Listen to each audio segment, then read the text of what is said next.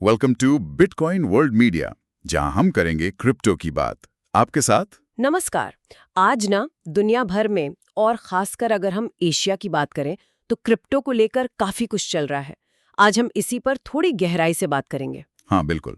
आज देखते हैं कि भारत में ये जो क्रिप्टो टैक्स है उसको लेकर क्या नई सुगबुगाहट है, और साथ में जापान, चीन, फिलीपींस, दक्षिण कोरिया, यहाँ क्या हो रहा है इस पर भी एक नजर डालेंगे। जी हमारे पास कुछ रिपोर्ट्स और आर्टिकल्स हैं इन्हीं टॉपिक्स पर, तो चलिए उन्हीं के आधार पर बात शुरू करते हैं। सबसे पहले भारत की बात करते हैं। जरूर।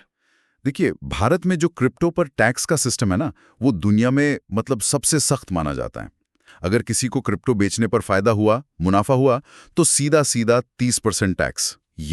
ये काफी ज्यादा है। हाँ, 30% तो बहुत होता है। और सिर्फ यही नहीं ना, वो हर खरीद बिक्री पर भी तो कुछ कटता है। हाँ बिल्कुल, हर बार मतलब आप खरीदे या बेचें, हर लेन देन पर 1% टैक्स पहले ही कट जाता है। इसको TDS कहते हैं, टैक्स डिडक्टेड एट सोर्स। ये नियम आए थे 2022 के बीच में। अच्छा, 2022 में। और इसका असर कैसा रहा फिर?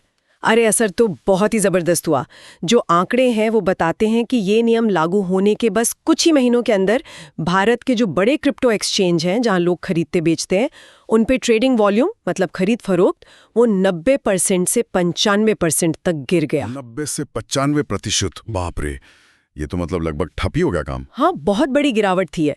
इसका मतलब यही है कि या तो लोगों ने खरीद बिक्री बहुत कम कर दी, या शायद वो कहीं और चले गए, ऐसे प्लेटफॉर्म्स पर जो शायद इन टैक्स नियमों के दायरे में नहीं आते। ये भी हो सकता है। और इसी वजह से ना अब एक नई खबर आ रही है। क्या खबर है? क्या सरकार कुछ दोबारा सोच रही है इस पर? लगता तो कुछ ऐसा ही है। मतलब सूत्रों से पता चल रहा है कि भारत का जो टैक्स डिपार्टमेंट है वो अब क्रिप्टो इंडस्ट्री के लोगों से, स्टेक होल्डर से बात कर रहा है। अच्छा, क्या जानने के लिए? वो यही समझने की कोशिश कर रहे हैं कि भाई ये जो इतने कड़े टैक्स नियम है, कहीं इनकी वजह से क्रिप्टो का बिजनेस, कंपनियां वो भारत से बाहर तो नहीं जा रही। ओहो, तो ये मतलब एक तरह से फीडबैक ले रहे हैं वो लोग। क्या हम ये समझे कि शायद सरकार टैक्स रेट कम करने पर विचार कर सकती है? देखिए, ये कहना तो अभी थोड़ी जल्दबाजी होगी, पर हाँ, ये एक संकेत जरूर है कि सरकार जमीनी हकीकत को, मार्केट की सच्चाई को समझना चाह रही है।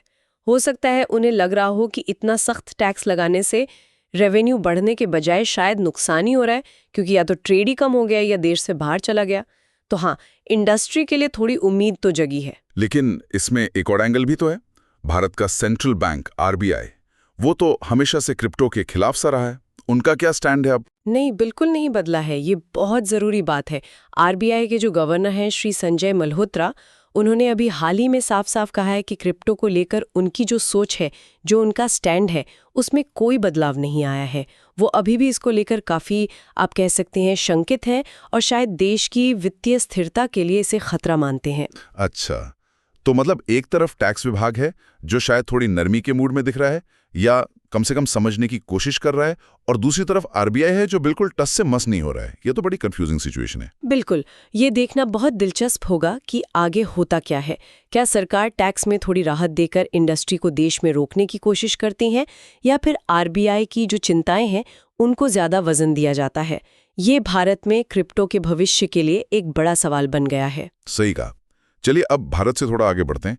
एशिया में एक और चीज आजकल बहुत चर्चा में है, स्टेबल कॉइन्स।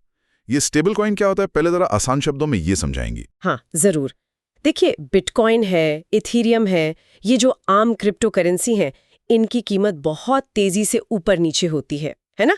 कभी बहुत बढ़ गई, कभी एकदम से गिर गई। स्टेबल कॉइन भी एक डिजिटल करेंसी ही है, लेकिन इसको इस तरह से डिजाइन किया जाता है कि इसकी जो वैल्यू है, कीमत है, वो स्थिर रहे। मतलब उसमें ज्यादा उतार चढ़ाव ना हो। अच्छा, स्थिर कैसे रहती है? मतलब क्या चीज उसे स्थिर रखती है? आमतौर पर ऐसा होता है कि एक स्टेबल कॉइन की कीमत को किसी असली दुनिया की करेंसी से जोड़ दिया जाता है, जैसे अमेरिकी डॉलर से, या यूरो से, या जापानी येन से। जो कंपनी वो स्टेबल कॉइन जारी करती है, वो ये दावा करती है कि हर एक डिजिटल कॉइन के बदले में उनके पास बैंक में उतनी ही कीमत की असली करेंसी या कोई और सुरक्षित संपत्ति रखी हुई है। इससे लोगों को भरोसा रहता है कि भाई इसकी कीमत एकदम से गिरेगी नहीं। इसीलिए इसे स्टेबल यानी स्थिर कॉइन कहते हैं। समझ गया। तो मतलब ये रोजमर्रा के लेन देन के लिए शायद ज्यादा काम का हो सकता है, क्योंकि कीमत फिक्स रहती है। अच्छा, तो अब बताइए, एशिया में इसको लेके क्या चल रहा है? एशिया में स्टेबल कॉइन्स को लेकर काफी तेजी दिख रही है। सही कहा आपने। सबसे पहले जापान को देखते हैं। वहां का जो फाइनेंशियल रेगुलेटर है, जो पैसे वैसे के नियम बनाता है, वो शायद इसी साल के अंत तक जापान की पहली येन बेस्ड स्टेबल कॉइन को मंजूरी दे सकता है। येन बेस्ड मतलब जापानीज करेंसी येन से जुड़ा हुआ। बिल्कुल। इसे एक कंपनी बना रही है, JPYC नाम है उसका, और उनका प्लान बहुत बड़ा है। अगले 3 सालों में करीब 1 ट्रिलियन येन के स्टेबल कॉइन जारी करने का टारगेट है उनका। डॉलर में देखें तो ये करीब 6.8 अरब डॉलर होता है। 1 ट्रिलियन येन, अरे वाह, ये तो बहुत बड़ी बात है। जापान ऐसा क्यों कर रहा है? मतलब अपनी करेंसी को डिजिटल दुनिया में लाना चाहता है? हाँ, एक बड़ा कारण तो यही लगता है। अगर उनकी अपनी करेंसी येन से जुड़ा स्टेबल कॉइन होगा तो डिजिटल ट्रांजैक्शंस में येन का इस्तेमाल बढ़ेगा। और शायद जापान टेक्नोलॉजी में पीछे भी नहीं रहना चाहता। वो एक रेगुलेटेड मतलब नियमों के अंदर एक सुरक्षित ऑप्शन देना चाहता है लोगों को। लॉजिकल है। अब आते हैं चीन पर। चीन ने तो क्रिप्टो पर बड़ी सख्ती दिखाई थी, बैन वगैरह लगा दिया था। क्या वो भी स्टेबल कॉइन में इंटरेस्टेड है? ये बड़ा दिलचस्प है। चीन ने बिटकॉइन जैसी करेंसी पर भले ही रोक लगा दी हो, लेकिन अब वो अपनी खुद की करेंसी युआन से जुड़ी हुई स्टेबल कॉइन लाने के बारे में सोच रहा है। अच्छा, युआन वाली? क्यों? इसके पीछे चीन का मकसद शायद ये है कि वो अपनी करेंसी युआन का इस्तेमाल दुनिया भर में बढ़ाना चाहता है। मतलब उसे इंटरनेशनल लेवल पर प्रमोट करना चाहता है।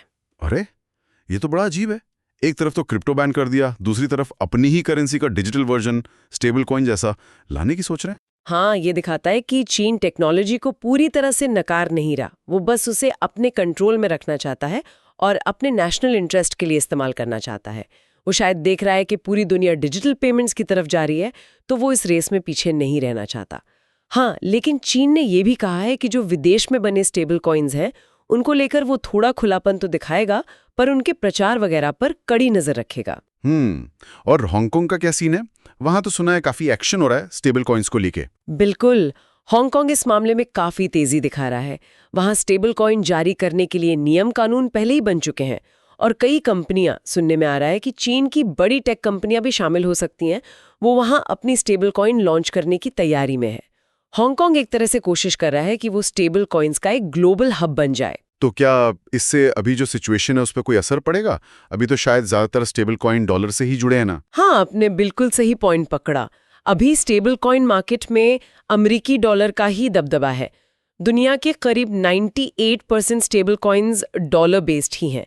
आपने नाम सुने होंगे शायद टेदर यानी USDT या सर्कल का USDC। ये सबसे बड़े उदाहरण है। ये दिखाता है कि डिजिटल फाइनेंस में भी डॉलर कितना पावरफुल है। तो फिर हांगकांग कैसे इसे चैलेंज कर सकता है? कुछ एक्सपर्ट्स का मानना है कि हांगकांग इसमें एक अहम रोल निभा सकता है, खासकर अगर वहां चीन की करेंसी युआन से जुड़े स्टेबल कॉइन कामयाब हो जाते हैं। अगर लोग युआन बेस्ड स्टेबल कॉइन इस्तेमाल करने लगे तो धीरे धीरे डॉलर का दबदबा शायद थोड़ा कम हो सकता है। ये एक लंबी रेस है, लेकिन हांगकांग इस रेस का एक अहम खिलाड़ी बन सकता है। और अमेरिका क्या कर रहा है? वो अपने डॉलर के दबदबे को बचाने के लिए कुछ कर रहा है? हाँ, अमेरिका भी चुप नहीं बैठा है। वहां एक नया कानून लाया गया है, जीनियस एक्ट नाम दिया जा रहा है उसे। ये कानून डॉलर बेस्ड स्टेबल कॉइन जारी करने वाली कंपनियों के लिए नियम और कड़े बना रहा है। जैसे उन्हें ये पक्का करना होगा कि हर डिजिटल डॉलर के पीछे उनके पास एक असली डॉलर या उतनी ही कीमत की सुरक्षित संपत्ति रिजर्व में है। इसे 1.1 रिजर्व कहते हैं। इससे शायद लोगों का भरोसा बढ़ेगा और डॉलर वाले स्टेबल कॉइन्स और मजबूत होंगे। तो मतलब ये पूरा मामला काफी उलझा हुआ है। हर देश अपनी अपनी स्ट्रैटेजी बना रहा है। कोई अपनी करेंसी को आगे बढ़ाना चाहता है, कोई कंट्रोल रखना चाहता है, कोई इनोवेशन और रेगुलेशन में बैलेंस बनाना चाहता है। बिल्कुल, ये दिखाता है कि स्टेबल कॉइन सिर्फ एक टेक्नोलॉजी का मामला नहीं रह गया है। ये अब इंटरनेशनल इकोनॉमी और पावर बैलेंस से भी जुड़ता जा रहा है। चलिए अब जरा एक और एशियाई देश चलते हैं, फिलीपींस। वहां से भी कुछ मिली जुली खबरें थी। क्या वहां क्रिप्टो पर बैन लग गया क्या? नहीं, ये खबर पूरी तरह से सही नहीं है। फिलीपींस का जो रेगुलेटर है, सिक्योरिटीज एंड एक्सचेंज कमीशन यानी SEC, उसने बिल्कुल साफ किया है कि देश में क्रिप्टो ट्रेडिंग पर कोई बैन नहीं लगाया गया है। तो फिर ये कंफ्यूजन क्यों हुआ था? कंफ्यूजन इसलिए हुआ क्योंकि SEC ने ये जरूरी कर दिया है कि फिलीपींस में जो भी क्रिप्टो एक्सचेंज काम करना चाहते हैं, उन्हें पहले खुद को रजिस्टर करवाना होगा। और अभी हाल ही में उन्होंने करीब 10 ऐसे एक्सचेंजों पर एक्शन लिया जो बिना रजिस्ट्रेशन के चल रहे थे। तो इस एक्शन की वजह से कुछ लोगों को लगा कि शायद सरकार ने ट्रेडिंग ही बैन कर दी, लेकिन ऐसा नहीं है। सरकार का फोकस रेगुलेशन पर है, बैन पर नहीं। अच्छा, मतलब नियमों का पालन करवाना है। लेकिन क्या फिलीपींस में सब लोग खुश हैं कि क्रिप्टो बैन नहीं हुआ? नहीं, ऐसा भी नहीं है। वहाँ एक जाने माने स्टॉक मार्केट एक्सपर्ट हैं, जॉय रॉक्सेस। उन्होंने अभी कहा कि उन्हें तो दुख है कि क्रिप्टो बैन नहीं हुआ। दुख? क्यों भाई? उनकी क्या दलील है? उनका मानना है कि क्रिप्टो ट्रेडिंग से फिलीपींस की इकोनॉमी को कोई खास फायदा नहीं होता। ना तो इससे सरकार को स्टॉक मार्केट की तरह सीधा टैक्स मिलता है, ना ही ये देश के डेवलपमेंट में कोई खास मदद करता है। उनके हिसाब से अगर क्रिप्टो बैन होता तो शायद लोग वो पैसा स्टॉक मार्केट में लगाते, जिससे देश की कंपनियों को कैपिटल मिलता और इकोनॉमी को बूस्ट मिलता। ये भी एक सोचने का तरीका है। लेकिन क्या फिलीपींस में क्रिप्टो पॉपुलर है? लोग यूज करते हैं? हाँ, बिल्कुल। फिलीपींस क्रिप्टो अपनाने में दुनिया के टॉप देशों में आता है। अच्छा। 2024 की एक रिपोर्ट थी, उसमें वो 8वें नंबर पर था। और इसकी एक बड़ी वजह कोरोना पैंडेमिक के टाइम देखने को मिली थी। उस टाइम ना एक्सी इन्फिनिटी जैसी प्ले टू अर्न गेम्स बहुत चली थी वहाँ। प्ले टू अर्न गेम्स, ये क्या बला है? ये ऐसी ऑनलाइन गेम्स होती हैं जिन्हें खेलने पर आप असल में क्रिप्टो करेंसी कमा सकते हैं। तो फिलीपींस में बहुत सारे लोगों ने खासकर लॉकडाउन के टाइम घर बैठे इन गेम्स से कमाई की। ये उनके लिए मुश्किल वक्त में इनकम का एक जरिया बन गया था। इस वजह से वहाँ क्रिप्टो को लेकर एक सोशल कनेक्शन भी है। ओहो, तो मतलब वहाँ ये सिर्फ इन्वेस्टमेंट नहीं बल्कि कुछ लोगों के लिए कमाई का जरिया भी बना। ये बात भी जरूरी है। अच्छा, अब चलते हैं दक्षिण कोरिया। वहां से भी एक नेताजी की क्रिप्टो वाली खबर थी। हाँ, दक्षिण कोरिया में राष्ट्रपति के एक पूर्व सहयोगी थे, किम नाम-कुक, जो पहले सांसद भी थे। उन पर आरोप लगा था कि उन्होंने अपनी काफी बड़ी क्रिप्टो होल्डिंग करीब 10 अरब कोरियन वॉन की छुपाई थी। मतलब उसकी जानकारी उन्होंने अधिकारियों को नहीं दी थी। 10 अरब वॉन, ये तो बहुत बड़ी रकम है। तो क्या हुआ उस केस का? सजा मिली उन्हें? नहीं, हाल ही में अपील कोर्ट ने भी उन्हें इस आरोप से बरी कर दिया है। निचली अदालत ने भी पहले बरी ही किया था। बरी कर दिया? इतनी बड़ी रकम छिपाने के आरोप के बाद भी? वजह? कोर्ट का कहना था कि जिस टाइम का ये मामला है, यानी 2021-2022, उस वक्त दक्षिण कोरिया के कानून में ये साफ तौर पर लिखा ही नहीं था कि सरकारी अधिकारियों के लिए अपनी क्रिप्टो संपत्ति की जानकारी देना जरूरी है। कानून में क्रिप्टो को उस तरह की प्रॉपर्टी माना ही नहीं गया था जिसकी घोषणा करनी पड़े। अरे, मतलब कानून में ही क्लैरिटी नहीं थी? बिल्कुल। कोर्ट ने इसे लेजिस्लेटिव गैप यानी कानूनी कमी कहा। उनका तर्क था कि जब कानून ही स्पष्ट नहीं था तो किम नामकुक को क्रिमिनली जिम्मेदार कैसे ठहरा सकते हैं। हो सकता है नैतिक सवाल हो, पर कानूनी तौर पर वो दोषी नहीं थे। और किम नामकुक का क्या कहना था इस पर? उन्होंने तो शुरू से यही कहा कि ये पूरा मामला पॉलिटिकली मोटिवेटेड था, उन्हें फंसाया जा रहा था।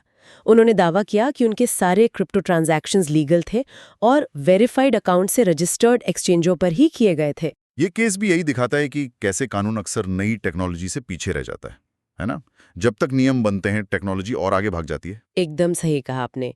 ये दुनिया भर की सरकारों के लिए एक चैलेंज है कि वो कैसे इतनी तेजी से बदलती टेक्नोलॉजी, खासकर क्रिप्टो जैसी चीजों के लिए सही टाइम पर साफ और असरदार नियम बना सकें। बिल्कुल। तो आज हमने देखा कि एशिया के अलग अलग देशों में क्रिप्टो और उससे जुड़ी टेक्नोलॉजी को लेकर कितनी अलग अलग चीजें हो रही हैं।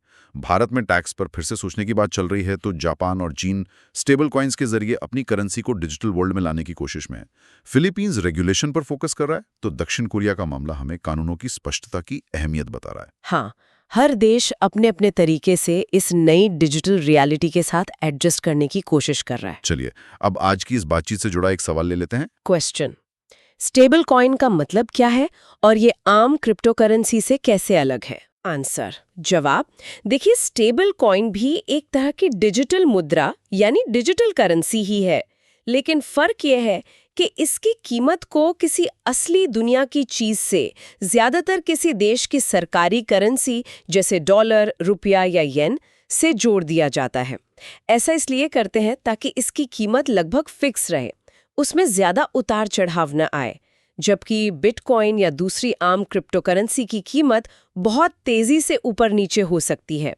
तो स्टेबल कॉइन का मेन मकसद है स्थिरता देना, ताकि डिजिटल लेन देन आसान और भरोसेमंद हो सके। बहुत बढ़िया, एकदम साफ और आसान शब्दों में जवाब।